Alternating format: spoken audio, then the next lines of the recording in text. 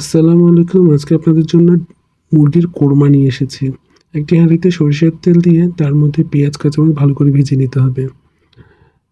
আমি এখানে ৪ চামচের ১ চামচ আদার পেস্ট এবং রসুনের পেস্ট ব্যবহার করেছি। আর লবণ স্বাদ অনুযায়ী। আমি এখানে যেহেতু একটা মুরগি ইউজ করেছি, ১ কেজি থেকে একটু বেশি, একটু জিরে গুঁড়ো দিয়েছি।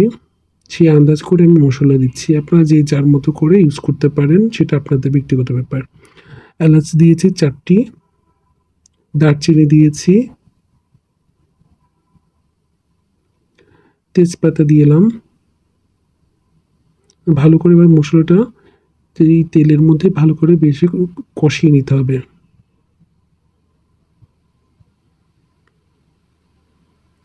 এবার আমি পানি দিয়ে দিব মশলাটা কষানোর জন্য।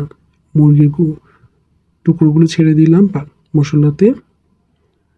কিছুক্ষণ হয়ে আসার পর নেড়েচেড়ে আমি আবার ঢাকনি দিয়ে দিব। এরপর ঢাকনি সরিয়ে আমি এখানে লিকুইড দুধ দিয়ে দিলাম। এখন হয়ে গেল মুরগির কোরমা। এভাবে করে খেতে ভালো লাগবে, দেখতেও সুন্দর লাগে। যারা আমাকে পছন্দ করেন বা রান্না পছন্দ করেন, তারা আমাকে লাইক, কমেন্ট এবং শেয়ার দিয়ে আমার পাশে থাকতে পারেন।